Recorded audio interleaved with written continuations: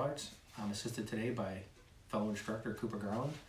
We are going to talk about the advantages of training Chi Sao and how you can apply those techniques into other areas of martial arts, okay, or other ranges of fighting.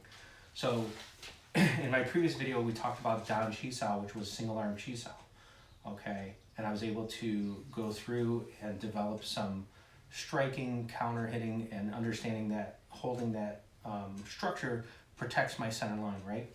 So Cooper now is going to do Tan Sao on the other side, okay, and I am in Lok Sao position, but this is not necessarily where we stay. We're not going to do palm strike attacks. We could, I guess, and then he would go, and then we're just doing that, so we're training both sides. But Dan Chi Sao is meant to be a lot more dynamic than that, where one hand is not sitting doing something, or I should say Chi Sao, the full Chi Sao, where one hand is sitting idle. So both hands are going to be engaged, right?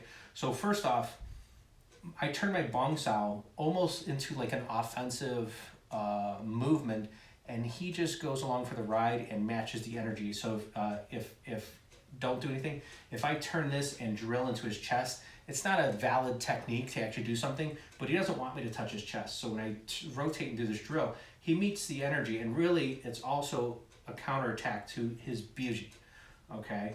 But he's not really doing a Biyuji, right? It's just a roll and a check on your mechanics. So then when I roll back to Tan Sao, he rolls up the Bong Sao. And this is our, what's called a Lok Sao roll within Chi Sao. Chi Sao itself is the sticky hands. Lok Sao is the actual roll that we develop. So here in this position, I go, okay, can I hit him? Nah, not quite. Can I hit him there? Can he hit me? No. Can he hit me here? No.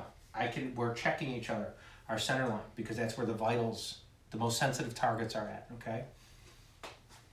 So now as we develop this roll, there's so many different ways I've seen people work this, and they all have a time and a place and some validity, right? I think the more relaxed that you are, the better your development will be, okay? So don't go too intense on this. But when we go into this roll, again, he's in Tan Sao, I'm in Bong Sao. I go to Tan Sao, he's in Bong Sao. And that's our transition.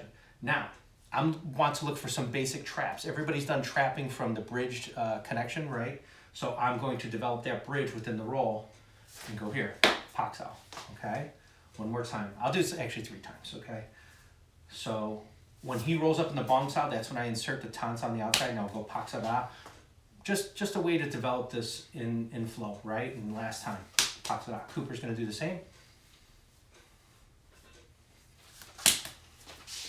And it's okay to parry that, right? Don't get hit.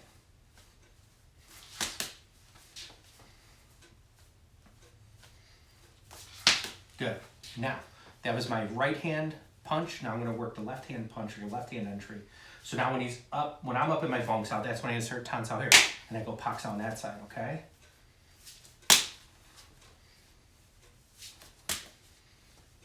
Cooper will go.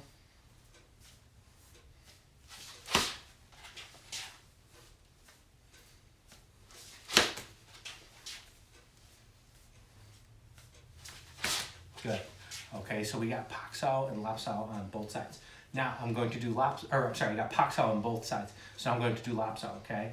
So again, I go up into this Tan Sao position, but now I go into Lap Sao.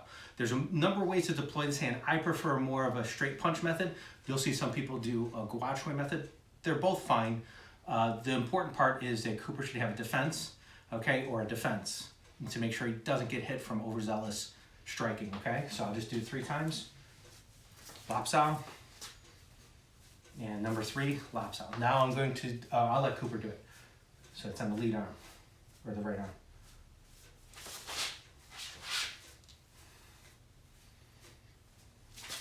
Good.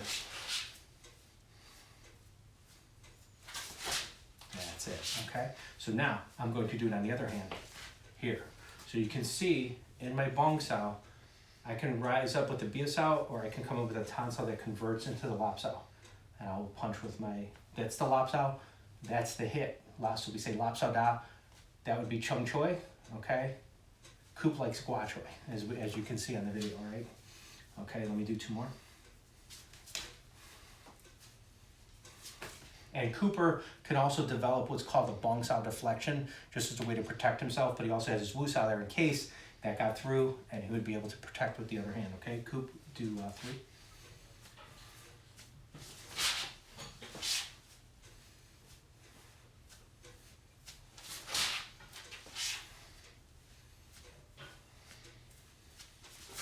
Good, okay. So now let's do the compound traps. I like these a lot. This is a lot of fun, okay. So I will go Lok Sao, Lop Sao to the rear hand, okay. So again, Lok Sao, Lop Sao. And one more. Now Cooper will do the same.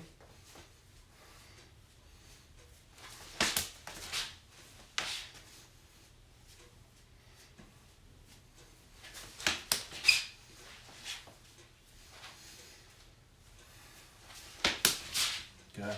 So you see, if I have a defense that over parries, he's able to take advantage of that. Okay, and then we have to do it on the other arm. Okay, so Lok Sao and then Lop Sao on that side. We have to develop ambidextrous technique, okay, and movement.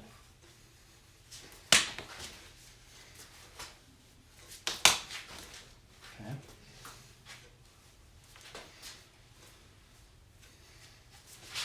Lok Sao. There it is.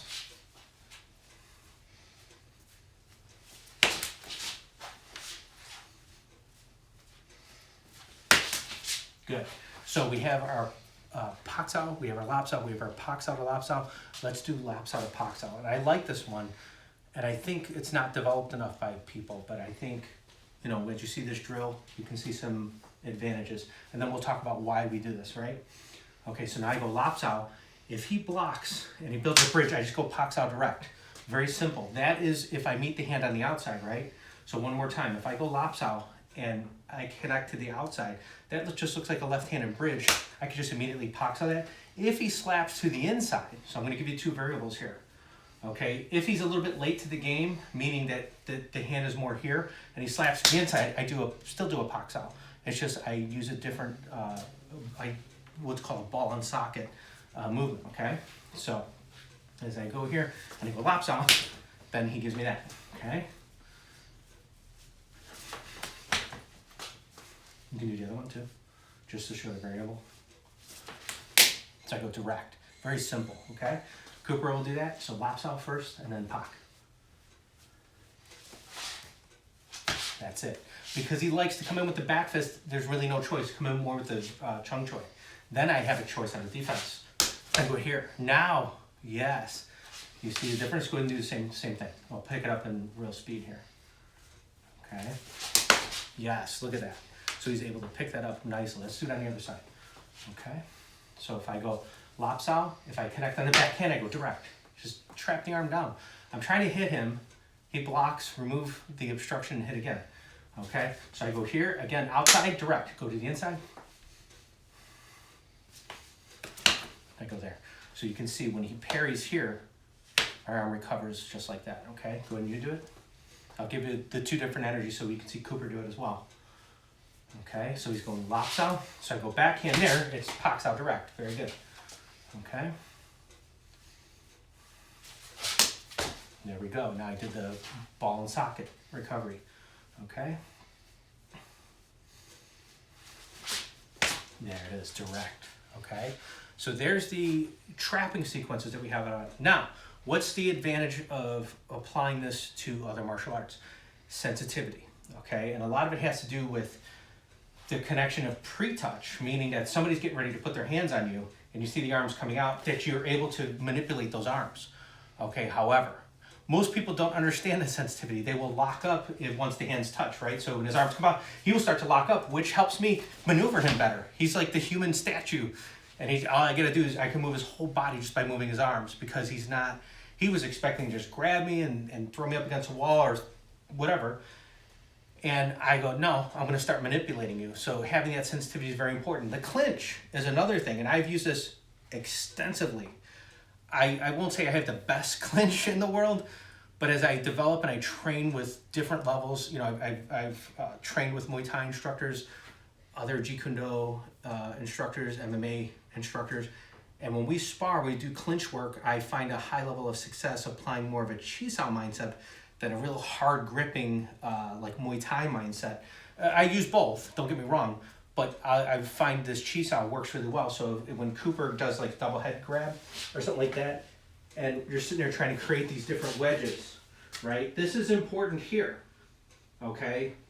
And the sensitivity, most people, like if you grab the head, And if I'm here, what would they do? They would pop up the elbow and do a triangle choke, right? They would get some kind of choke like that. I have good success in relaxation when they go to do this, is just dropping that down more into like a jam sao, right? And there's a lot of stuff that we can do here. We're not even talking about the striking yet. It's just the clinch grappling component as we develop that.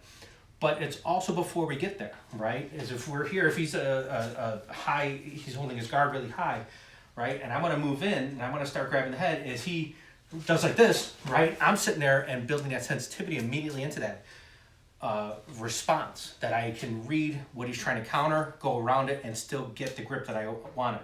Okay, so we use manipulations, but that sensitivity causes you to not lock up, right?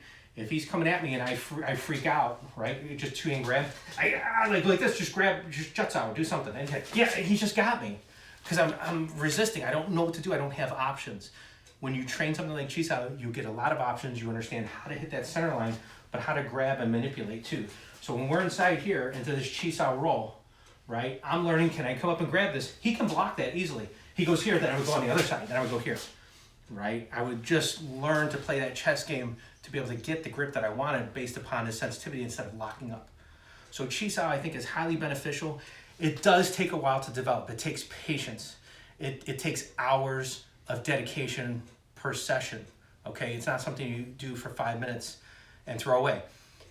And I'll say this, for people out there who try to replace Chi Sao with Hubud, they are two different things. They are completely two different things.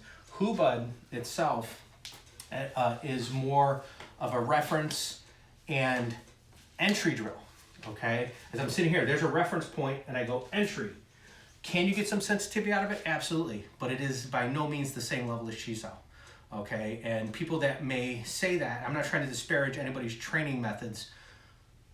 What I'm trying to do is encourage you to train both. You should have Hubud and you should have Chi Sao, and then you have a really great understanding of the entire clinch game from those two systems and how it can apply into things like mixed martial arts. So thank you for joining me with this session and checking out our Chi Sao. So if you want more Chi Sao training, if you want deeper understanding of Jeet Kune and Kali, come train with me, Randy Ciordia at Wolf Martial Arts, wolfmartialarts.net, or you can come train with Cooper. Tell us about yourself. I'm over in the greater Tinley Park area, so I represent Tinley Park, Roland Park, Worth, and Mokina. You can find me on Instagram at OPKJKDMMA and just direct message me. All right. Thanks for helping me out today, Coop. Well, Keep training.